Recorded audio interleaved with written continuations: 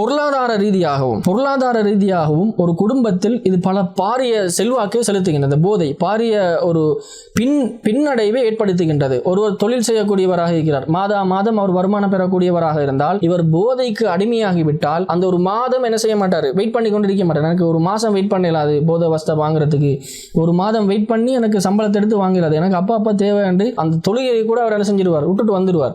வியாபாரம் செய்யக்கூடியவர்கள் கூட அந்த வியாபாரத்தை போதை வஸ்துக்களை பயன்படுத்துவதற்காக வேண்டி விற்பது கிடையாது, விற்பதில் கொள்ளை லாபம் அடைந்து கொள்ளக்கூடியவர்கள் வேறையாக இருக்கின்றார்கள். இது வாங்குறது அவங்க கஸ்டமராக மாறுவதன் காரணமாக அந்த வியாபாரம் கூட முழுமையாக இல்லாமல் போய்விடக்கூடிய ஒரு தன்மையும் என்ன செய்கிறது, ஏற்படுகின்றது. என்றால் இவர் சிகரெட்ல இருந்து ஆரம்பிச்சு புகையிலை பயன்படுத்தல இருந்து ஆரம்பிச்சு கட்டம் கட்டமாக அதை என்ன செய்துவிடும், நகண்டு அது தூள் பாவனைகளை பயன்படுத்துறது, புகை ரீதியாக அவற்றை நாங்கள் உள்ளுக்கு எடுக்கிறது, இன்ஜெக்ஷன் மூலமாக அதனை ஏற்றிக்கொள்வது, டெப்லெட்டாக அதனை பயன்படுத்துவது என்று பல வழிகளில் அந்த போதையை நாங்கள் என்ன அதாவது அவர் கட்டம் கட்டமாக பயன்படுத்துவதற்கு செல்கின்ற பொழுது இவருடைய தொழில் வியாபாரம் அவ்வளவிலும் வரக்கூடிய லாபங்களை அந்த போதைக்கு அவர் செலவழித்து அதன் மூலமாக நாசமாக போகிவிடுகின்றார். சில சந்தர்ப்பங்களில் பணம் இல்லாமல் போய்விட்டால் வீட்டில் இருக்கக்கூடிய நகைகளை கொண்டு போய் வித்து அதனிலிருந்து பணத்தை எடுத்து என்ன செய்து விடுவார்கள், இந்த போதையை பயன்படுத்தக்கூடியவர்களாக அல்லது வீட்டில் இருக்கக்கூடிய மிக முக்கியமான பெருமதியான பொருட்களை கொண்டு போய் கூட வித்து அதிலிருந்து என்ன செய்து விடுவார்கள், அதாவது போதை வஸ்துக்களை பயன்படுத்தக்கூடிய நிலைமைக்கு மாறி விடுவார்கள். இவ்வாறு ஒரு வீட்டில் பொருளாதாரம் அதிகமாக பாதிக்கப்படுகின்ற பொழுது அந்த குடும்பத்தினுடைய நிலைமைகளை நாங்கள் சற்று சிந்தித்து பார்க்க வேண்டும்.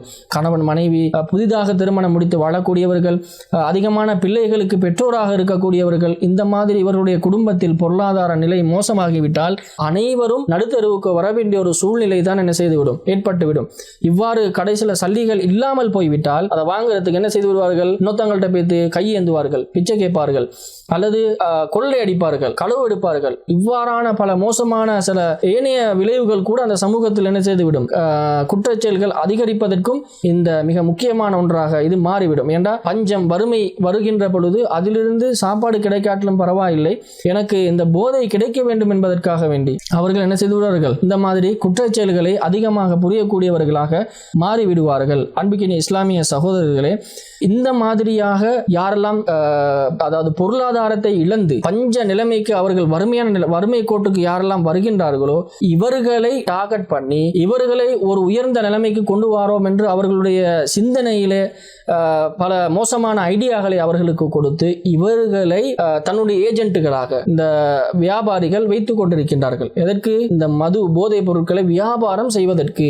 இந்த மாதிரி நீ பணம் சம்பாதித்தால் அதிகமாக உனக்கு லாபம் கிடைக்கும், அதை வச்சு நீ ஒரு பெரிய ஒரு பணக்காரனாக மாறலாம் என்று அவர்களுக்கு சொல்லிக் கொடுப்பதன் காரணமாக இந்த வறுமை கோட்டில் இருந்து வரக்கூடியவர்கள் நாளடைவில் இந்த போதை வஸ்துக்கு அடிமையாகி தானும் போதை வஸ்துவை பயன்படுத்தி இன்னொருவருக்கும் போதை வஸ்துக்களை என்ற அதை வித்தாதான் இவருக்கு காசு வரும். அந்த காசை வச்சு தான் இவருக்கு என்ன செய்யலாம், இவருடைய போதை தேவையை அவருக்கு நிவர்த்தி செய்து கொள்ள முடியும். அதனால இவரும் ஒரு ஏஜென்ட்டாக மாறக்கூடிய ஒரு வாய்ப்பும் இதன் மூலமாக ஏற்படுகின்றது. அன்பிக்கினி இஸ்லாமிய சகோதரர்களே, மிக முக்கியமாக நடத்தை ரீதியான பாதிப்புகள் கூட அந்த குடும்பத்தில் ஏற்பட்டுவிடும். விபச்சாரம் அதிகரித்துவிடும். ஏண்டா வீட்டில் மனைவியோட குடிச்சிட்டு பிரச்சனை பட்டா மனைவி வீட்டுக்கு எடுக்க மாட்டான். எனவே இவர் வெளியே விபச்சாரம் செய்வதற்கான ஒரு சூழ்நிலைக்கு அவர் மாடி விடுவார்.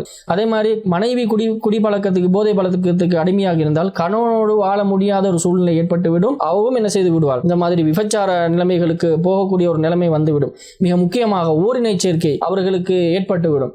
அதே போன்று அசிங்கமான ஒன்றாக மிருகங்களோடு, தன்னுடைய செல்ல பிராணிகளோடு, வேறு வேறு வளர்க்கக்கூடிய மிருகங்களோடு கூட வன்புணர்வில் ஈடுபடக்கூடியவர்கள் ஒரு சூழ்நிலை இது ஏற்பட்டது. மேற்கத்திய நாடுகளில் அதிகமாக நாங்கள் கேள்விப்படக்கூடிய ஒரு விடயமாக இது இருந்து கொண்டிருக்கிறது.